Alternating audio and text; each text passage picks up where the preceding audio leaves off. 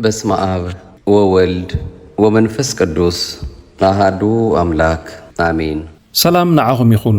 ንሎሚ ዘዳለናዮ ሕቶን መልስን ኩሉ ፈታዊ ቃል ኣምላኽ ክፈልጦም ዝግብኦም 25 ዓበይቲ ጥቕስታት መጽሓፍ ቅዱስ ካብ ዘፍጥረት ክሳብ ሚልክያስ ሒዝናልኩም መጺና ኣለና። ክትከታተሉ ንዕድም።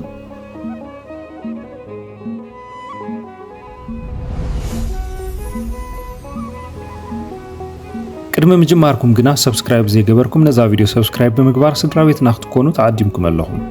ላይኩን ግበሩ። ነዛ ቪድዮ እንተፈቲኹማ ድማ ንኻልኦት ሼር ግበርዋ። ክንደይ ከም ዝመለስኩም ኣብ ኮመንት ጽሓፉልና።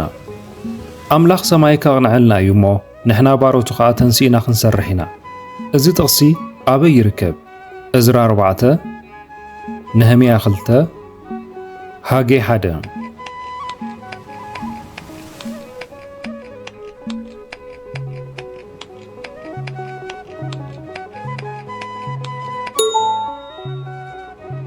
መልሱ ነህምያ 2 እዩ። ነህምያ ቐጽሪ ኢየሩሳሌም ንምሕዳስ ምስ ተበገሰ እቶም ጸላእቱ ሰንበላጥን ጦብያን ምስ ኣላገጹሉ ብእምነትን ብትብዓትን ዝሃቦም ናይ ዓወት መልሲ እዩ።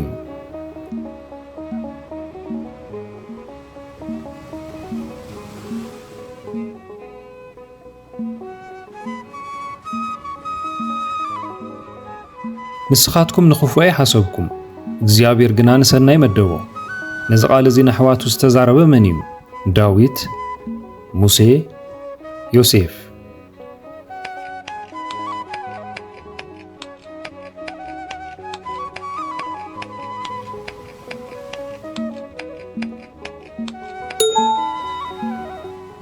መልሱ ዮሴፍ እዩ። ዮሴፍ ኣሕዋቱ ንዕርቂ ክመጹ ከለዉ ኣምላኽ ነቲ ዝገበርዎ እከይ ከመይ ገይሩ ንብዙሓት ህዝቢ ንምድሃን ከም ዝተጠቐመሉ ዝገለጸሉ እዩ።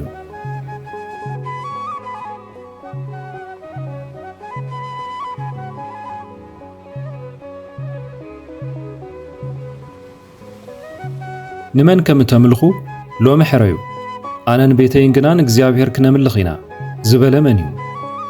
ሙሴ፣ ኤልያስ፣ ኢያሱ።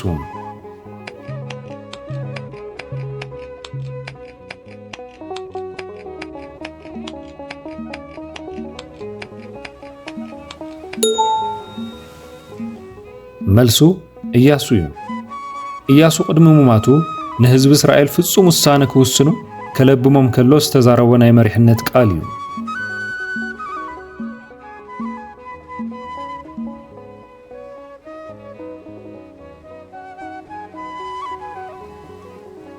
እግዚአብሔር ሃበ እግዚአብሔር ከዓ ወሰደ፣ ስም እግዚአብሔር ብሩኽ ይኹን ዝበለ መን እዩ?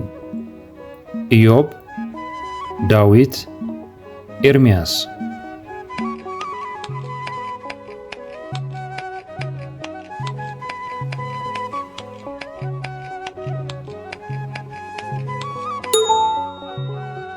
መልሱ ኢዮብ እዩ። ኢዮብ ኩሉ ሃብቱን ደቁን ኣብ ሓደ መዓልቲ ምሳኣነ ንሉዓላውነት ኣምላኽ ዘምለኸሉ ፍጹም ናይ እምነት ቃል እዩ።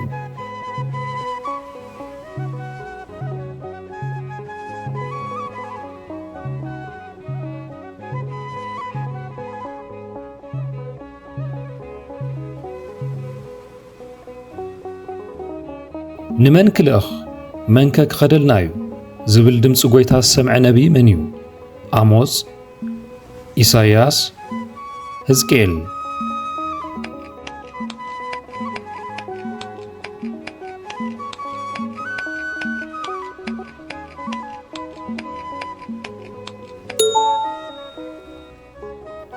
መልሱ ኢሳይያስ እዩ። ነቢይ ኢሳይያስ ቅድስና እግዚአብሔር ምስ ረአየ እነሆ ንዓይ ስደደኒ ብምባል ንጻውዒት ኣምላኽ መለሰ።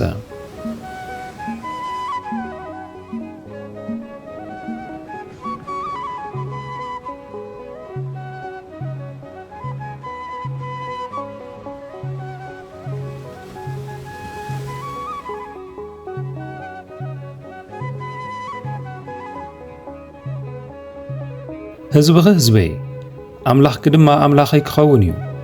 እዚ ቃል እዚ ኣበይ ይርከብ? ሩት 1፣ ኣስቴር 2፣ ቀዳማይ ሳሙኤል 2።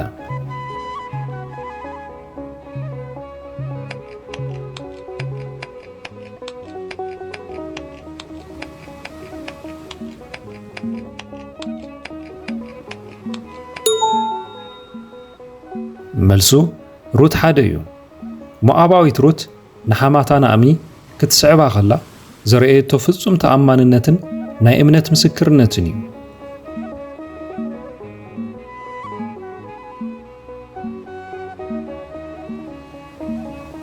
እግዚአብሔር ብርሃነይን መድኃኒተይን እዩ ዘፍርሐኒ ደኣ መን እዩ? እዚ መዝሙር እዚ ኣበይ ይርከብ? መዝሙር 91 መዝሙር 27 መዝሙር 23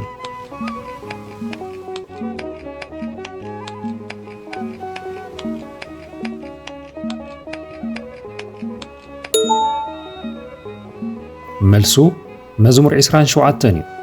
ዳዊት ኣብ ማእከል ፍርሒ ዝመልኦ ዓለም ኮይኑ እግዚአብሔር ዕርዱን ብርሃኑን ምዃኑ ዝገለጸሉ ናይ ትብዓት መዝሙር እዩ።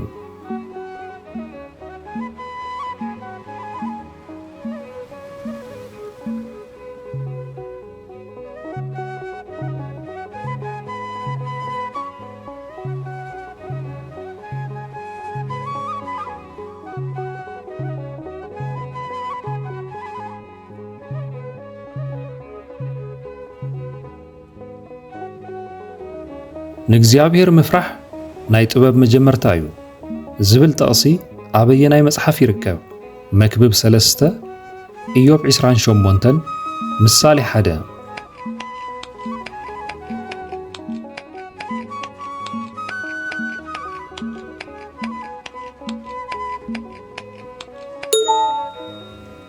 መልሱ ምሳሌ 1 እዩ። ናይ ሓቀኛ ጥበብን ፍልጠትን መሰረት ንልኡላውነት እግዚአብሔር ምኽባርን ምፍራህን ምዃኑ ዝምህር ጥቕሲ እዩ።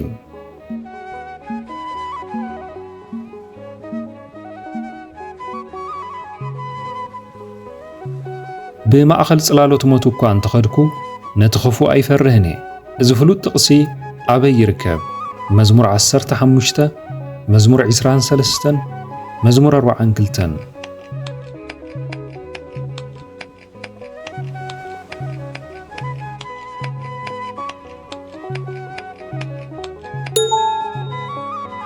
መልሱ መዝሙር 23 እዩ። ዳዊት ንእግዚአብሔር ከም ሕያው ኣይጓሳ ብምግላጽ ኣብ ማእኸል ጸልማት እኳ ህላው እግዚአብሔር ምጽንናዕ ከም ዝህቦ ዝመስከረሉ እዩ።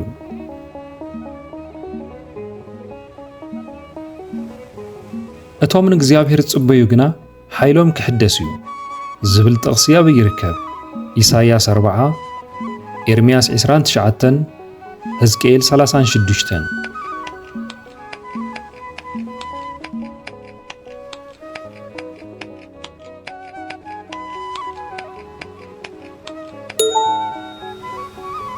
መልሱ ኢሳይያስ 40 እዩ።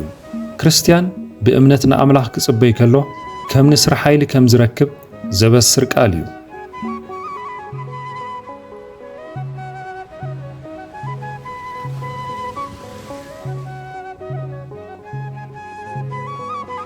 ፈጺምና ዘይጠፋእናስ ካብ ምሕረት እግዚአብሔር ዝተልዓለ እዩ ዝብል ቃል ኣበይ ይርከብ? መዝሙር ዳዊት፣ ኢሳይያስ፣ ሰቆቃወ ኤርምያስ።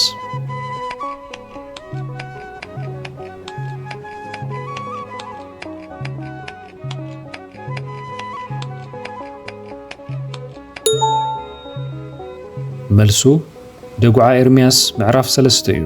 ኤርምያስ ኢየሩሳሌም ዓንያ ኸላ እኳ ናይ ኣምላኽ ምሕረትን ተኣማንነትን ዓብዪ ምዃኑ ዝመስከረሉ እዩ።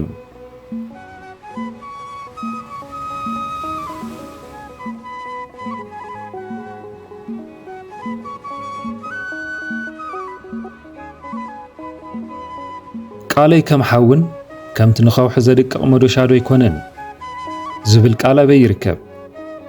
አሞጽ፣ ኤርምያስ፣ ሕዝቅኤል።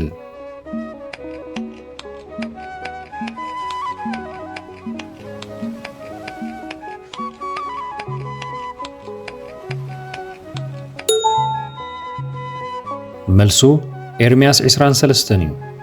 ኣምላኽ ንሓሶት ነቢያት ክግስጽ ከሎ ቃሉ ኃጢአት ዘንጽህ ከም ሓዊ ተሪር ልቢ ዝሰብር ድማ ከም መዶሻ ምዃኑ ገለጸ።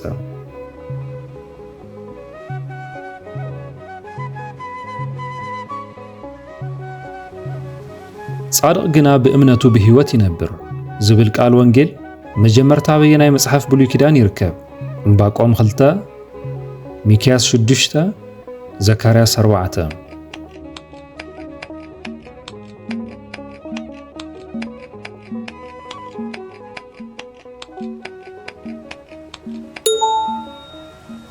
መልሱ ዕንባቆም 2 እዩ።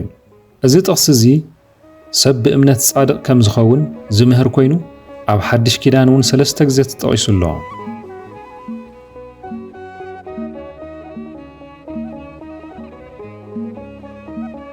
ሕፃን ተወሊዱልና ወዲ እውን ተዋሂቡና እዩ እሞ ዝብል ቃል ትንቢት ኣበይ ይርከብ?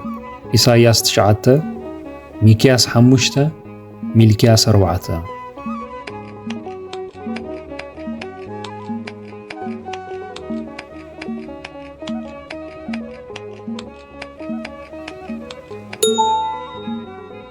መልሱ ኢሳይያስ 9 እዩ።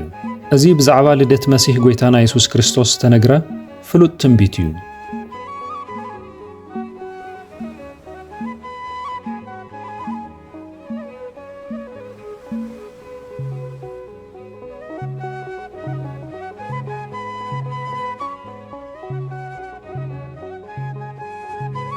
እቲ ነደቕቲ ዝነዓቕዎ እምኒ ንሱ ርእሲ መኣዘን ኮነ ዝብል ጥቕሲ ኣበይ ይርከብ?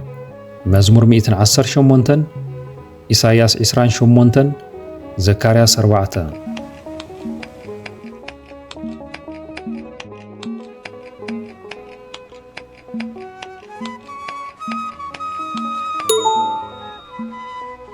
መልሱ መዝሙር 118 እዩ። እዚ ጥቕሲ እዚ ጎይታና ኢየሱስ ክርስቶስ ብመራሕቲ ሃይማኖት እኳ ተናዕቐ እግዚኣብሔር ግና መሰረት ናይ መንግስቱ ከም ዝገበሮ ዝገልጽ እዩ።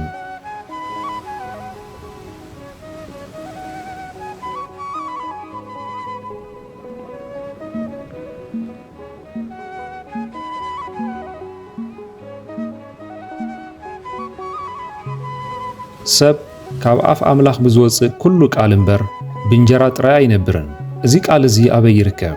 ዘጸአት 16፣ ምሳሌ 3፣ ዘዳግም 8።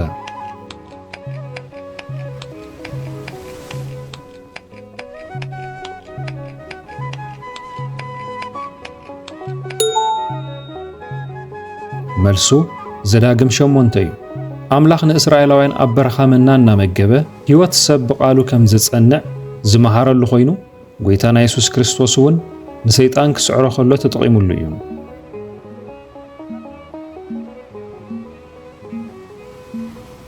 እግዚአብሔር ይባርኽካን ይሓልውካን፣ እግዚአብሔር ገጹ የብርህልካ። እዚ ናይ ካህናት ምረቓ ኣበይ ይርከብ? ዘህልቁ 6፣ ዘዳግም 6፣ መዝሙር 67።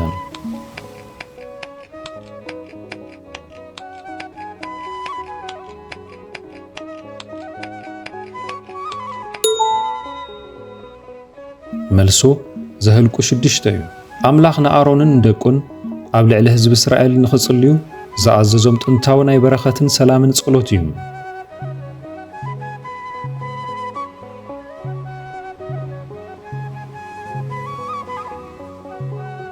ኢደይ ኢድ እግዚኣብሔር ዶ ሓጻርያ ኢሉ እግዚኣብሔር ንሙሴ ዝሓተቶ በእዩ። ዘጸአት 14፣ ዘህልቁ 11፣ ኤርምያስ 32።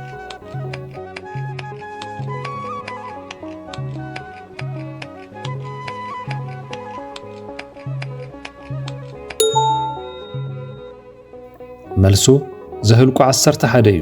ሙሴ ንምሉእ ህዝቢ እስራኤል ከመይሉ ሥጋ ክበልዕ ከም ዝኽእል ምስ ተጠራጠረ እግዚኣብሔር ነቲ ዘይውዳእ ሓይሉ ዘረጋገጸሉ ሕቶ እዩ።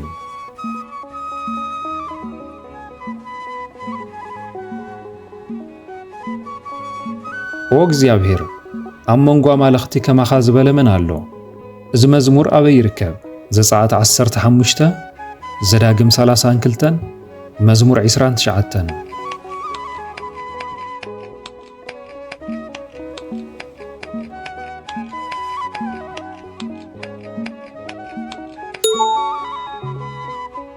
መልሱ ዘጸአት 15 እዩ። እዚ ሙሴ ንእስራኤላውያንን ቀይሕ ባሕሪ ምስ ሰገሩ ንሉዓላውነትን ፍሉይነትን እግዚኣብሔር ዘመስገንሉ ናይ መጀመርታ ናይ ዓወት መዝሙር እዩ።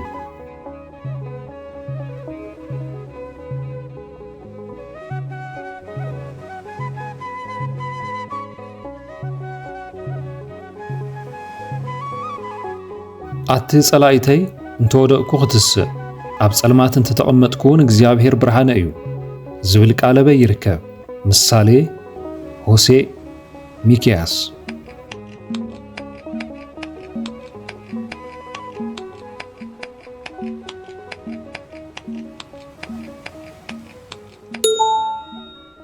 መልሱ ሚክያስ 7 እዩ ህዝበ አምላኽ ብሰንኪ ኃጢአቶም መከራ እኳ እንተመጾም አምላኽ ተመሊሱ ከም ዘብርሃሎም ዘለዎም ጽኑዕ ተስፋ ዘርኢ ጥቕሲ እዩ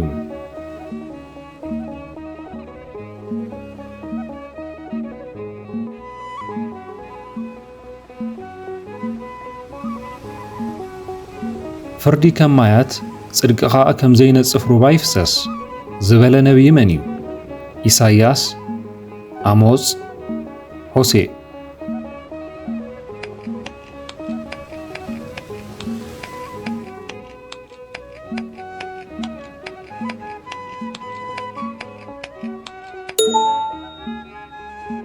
መልሱ አሞጽ 5 እዩ አምላኽ ካብ ግዳማዊ ሃይማኖታዊ ስነ ስርዓት ንላዕሊ ሐቀኛ ፍርድን ማሕበራዊ ጽድቅን ኣብ ማእኸል ህዝቢ ክነግስ ከም ዝደሊ ዝገለጸሉ እዩ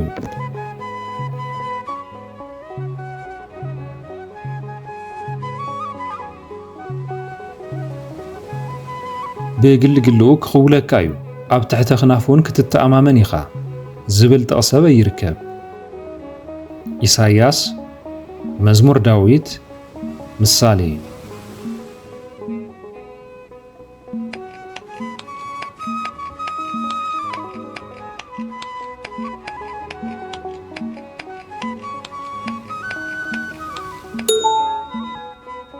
መልሱ መዝሙር ዳዊት እዩ እዚ ጥቕሲ እዚ አምላኽ ንደቁ ካብ ጸላእትን ካብ ኩሉ መፈንጥራን ከመይ ገይሩ ከም ጽላል ብኣኽናፉ ከም ዘዕቁቦምን ተኣማንነቱ ኸኣ ከም ዋልታ ከም ዝከላኸለሎምን ዘርኢ እዩ ክሳዕሞት ክቁጣዕ ይግባአኒ እዩ ዝብል ቃል ኣበይ ይርከብ ኣብ ድዩ ናሆም ዮናስ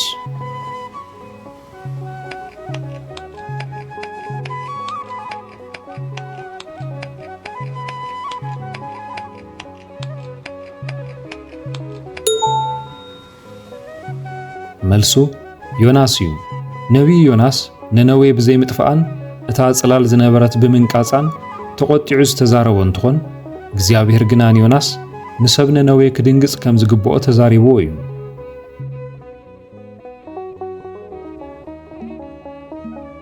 ንዓኻትኩም ዘለኒ ሓሳብ ኣነ ፈልጦየ ሰናይ ፍጻመን ተስፋን ክህበኩም ናይ ሰላም ሓሳብ እምበር ናይ ክፉእ ሓሳብ ኣይኮነን እዚ ፍሉጥ ናይ ተስፋ ቃል ኣበይ ይርከብ ኤርምያስ 29 ኢሳይያስ 43 ሕዝቅኤል 36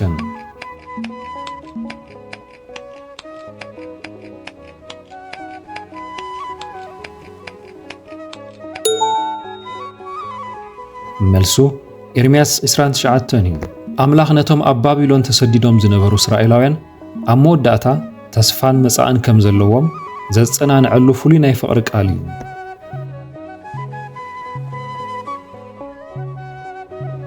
እግዚአብሔር አምላኽኪ ኣብ ማእኸልኪ ዘናግፍ ሓያል እዩ እዚ ጥቕሲ እዚ ኣበይ ይርከብ ኢዩኤል ሆሴ ሶፎንያስ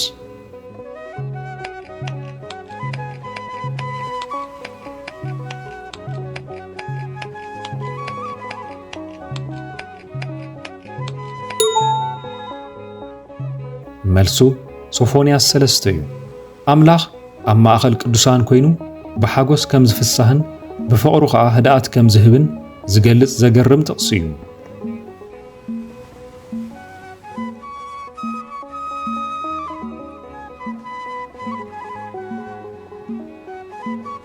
ኣጀሚሩ ዘወድአና እግዚአብሔር ይመስገን 25 ከበርቲ ጥቕስታት ብምምላስ ነቲ ናይ ሎሚ ብድሆ ፈጺምኩም ኣለኹም መዝሙር ዳዊት ምዕራፍ 119 ቁጽሪ 11 ከም ዝብሎ ንኣኻ ከይብድልሲ ቃልካ ኣብ ልበይ ሓባእኹ ቃል ኣምላኽ ካብ ጥፍኣት ሓላዊና እዩ ካብ 25 ክንደይ ሕቶታት ከም ዝመለስኩም ኣብ ኮመንት ጸሓፉልና እዚ ትምህርታዊ መደብ ንክርስቲያናዊ ህይወትኩም ክሃንጽ ተስፋ ንገብር እዚ ቪድዮ ጠቃሚ ኮይኑ እንተረኺብኩምዎ ላይክ ብምግባርን ንኻልኦት ሼር ብምግባርን እካፍልዎ ተመሳሳሊ ትምህርቲ ንምርካብ ድማ ሰብስክራይብ ብምግባር ቤተሰብና ሁኑ ሰላም ኣምላኽ ምስ ኩላትና ይኹን